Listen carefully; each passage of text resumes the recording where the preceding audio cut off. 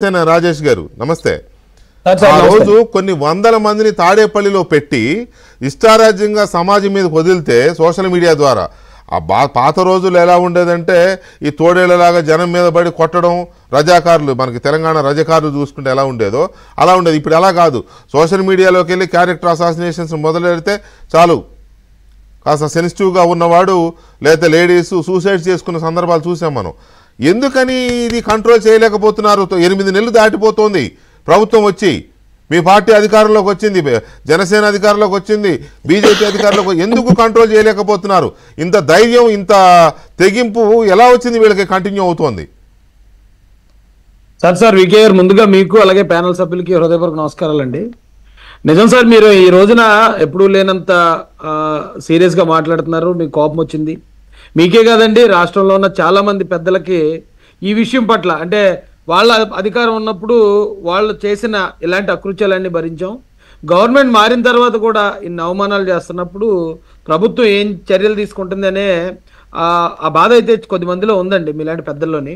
అయితే మేము ఒకటే చెప్తున్నాం సార్, గతంలో ఒక 1 మంత్ కేవలం గవర్నమెంట్ అంటే పోలీస్ డిపార్ట్మెంట్ ఇదే పనిలో ఉండి ఇలాంటి ప్రతి వైరస్ని ఏర్పారేయటం జరిగిందండి. చాలామంది మీద కేసులు పెట్టాం, చాలామందిని చాలా చోట్ల, అంటే ఒక వ్యక్తి ఒక చోట ఉన్న వ్యక్తినే కాదండి, రకరకాల చోట్ల, అంటే ఈ రాష్ట్రంలో ఉన్న వేరు చోట్ల ఉన్న వ్యక్తులను కూడా దూషించిన వ్యక్తులు ఉన్నప్పుడు వాళ్ళని ఆయా ప్రాంతాల్లో మీరు తీసుకోవచ్చు. ఉదాహరణ బోరుగా డనియల్ కానీ ఇంకా చాలామంది ఉన్నారండి, చిన్న వాళ్ళు ఉన్నారు. వాళ్ళందరి పేర్లు ప్రస్తావించేంత గొప్పోళ్ళు ఏం కదా. కాకపోతే అలాంటి వాళ్ళందరినీ లోపల పెట్టడం ద్వారా ఈ సమస్యకి పరిష్కారం వస్తుందని మేము భావించాం, ప్రభుత్వం భావించిందండి.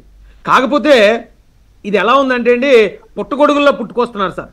వీళ్ళు ఎక్కడ ఉంటారో, ఎప్పుడు పుట్టారో, ఎక్కడ పెరిగారో, అసలు ఎలాంటి తల్లిదండ్రుల ఆధ్వర్యంలో పెరిగారో కూడా తెలియదు కానండి. అంతకుముందు వాళ్ళ అధికారంలో ఉన్నప్పుడు ఎలాంటి దారుణమైనప్పుడు, ఇందాక మా గవర్నీయులు అప్పసాని రాజేష్ గారు చెప్పారు, ఎంత ఘోరమైన ప్రచారం చేశారో.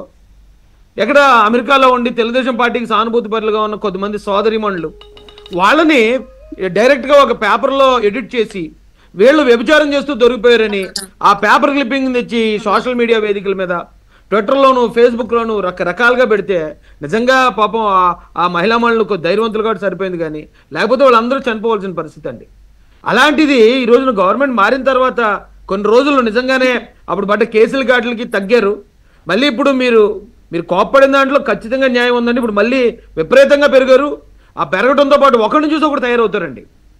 నిజంగా వీళ్ళని ఉక్కుపాదంతో అణిచివేసినట్టు కాదండి, అంతకన్నా దారుణంగా తొక్కి పారేయకపోతే ఈ రాష్ట్రంలో కల్చర్ మొత్తం దెబ్బతీసేస్తారు సార్ వీళ్ళు. ఎందుకంటే ఈరోజు నేను చెప్తున్నా రాజేష్, మీకు కొంతమంది అప్పట్లో ఇలాంటి అసభ్యకరమైన ఒక రకమైన అటాక్ లేకపోతే ఒక రకమైన హననం చేసే విధంగా పోస్టులు పెట్టిన బ్యాచ్ కొంతమంది మీద మాత్రమే ప్రభుత్వం కేసులు పెట్టింది. వాళ్ళు బెయిల్ తీసుకున్నారు, వెళ్ళిపోయారు, బెయిల్ మీద ఉన్నారు. కానీ కొంతమంది ఇంకా కేసులు పెట్టలేదు, వాళ్ళు మన మీద పెడతారేమో అని పేరు మార్చుకుని పోస్టులు పెడుతున్నారు.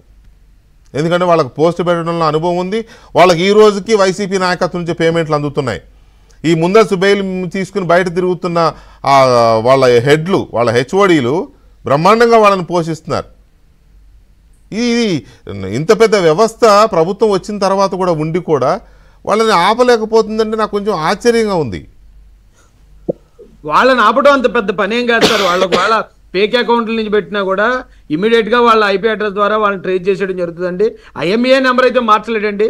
అంటే ఒక్కసారి పోలీస్ కనుక దీన్ని సీరియస్ తీసుకుంటే వీళ్ళందరినీ లోపల పెట్టడం చాలా ఈజీ అండి. ఇంకోటి, ఇందాక అప్సాన్ రాజేష్ గారు చెప్పినట్టు కొన్ని గ్రూపుల్లో ఎవరైతే అడ్మిన్ గ్రూప్ ఓపెన్ చేస్తాడో కొన్ని కారణాల రీత్యా ఆ గ్రూప్ అడ్మిన్ అకౌంట్ కనుక బ్లాక్ అయితే ఇక ఆ గ్రూప్ని ఎవడో అంటే మానిటర్ చేసి కూడా ఉండడండి.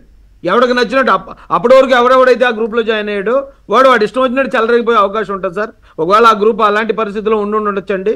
అలాగే ఇప్పుడు మీరు చెప్తున్నట్టు ఎవరెవరైతే ఇలా చెలరేగిపోతున్నారో వీళ్ళందరి మీద మేము కూడా పెద్దల దృష్టికి తీసుకెళ్తాం సార్. ఖచ్చితంగా మరొక మారు వీళ్ళకి Deepavali sales bumper offer bonanza పెట్టకపోతే మళ్ళీ ఇదే కంటిన్యూ అయిపోద్దండి. గతంలో జరిగిన దానికి చాలా వరకు కంట్రోల్ అయిపోయారండి. ఇప్పుడు ఎవరు మనం మాట్లాడుకుంటున్న ఈ సజ్జల భార్గవ రెడ్డి కానీ, గుర్రపాటి దేవేందర్ రెడ్డి కానీ ఇలాంటి వాళ్ళని అంటే హెడ్కి గట్టిగా తగిలితేనే కిందనున్న ఇలాంటి వేర్లని పుట్టకుండా ఉంటాయి సార్. మెయిన్ వీళ్ళ మీద చర్యలు తీసుకోవాలని మా ప్రయత్నం కూడా మేము పెద్దల దృష్టికి తీసుకెళ్తామండి. ఖచ్చితంగా ఇది ఏంటంటే డైరెక్ట్గా వచ్చి ఒకడు దెబ్బ కొట్టినా లేకపోతే చంపినా కూడా అంత బాధ ఉండదు, కానీ ఇలా సోషల్ మీడియాలో 10 మంది ముందు వ్యక్తిత్వ హననానికి పాల్పడడం, ఇంట్లో ఉన్న మహిళలను మాట్లాడడం అంటే ఇది మనకి అంటే చావు కన్నా గవర్నమెంట్ శిక్షిస్తారు. ఖచ్చితంగా దీన్ని ఇమీడియట్ గా గవర్నమెంట్ టేకప్ చేసే విధంగా పెద్దల దృష్టికి అయితే మేము కంపల్సరీ తీసుకెళ్తాం. రైట్. కోర్టులు చేసిన అబ్జర్వేషన్స్ కానీ లేకపోతే కోర్టులు మాట్లాడుతున్న కోర్టులు ఇవాళ అడిగిన ప్రశ్నలు కానీ కోర్టులు చేసిన కామెంట్స్ కానీ చాలా కీలకంగా ఉన్నాయి. సోషల్ మీడియా విషయంలో ఇలాంటి అసభ్యకర పోస్టులు చేయడం, సోషల్ మీడియాని దుర్వినియోగం చేసుకుంటున్న వ్యవహారం మీద కోర్టు చాలా స్పష్టమైన అభిప్రాయం చెప్పింది. ఈ అభిప్రాయాన్ని ప్రభుత్వాలు కానీ పోలీసులు కానీ ఎందుకు గుర్తించలేకపోతున్నారు, వాళ్ళకి అభిప్రాయం ఎందుకు రావట్లేదు, ఇలాంటి వాటిని ఎందుకు నిరోధించలేకపోతున్నారు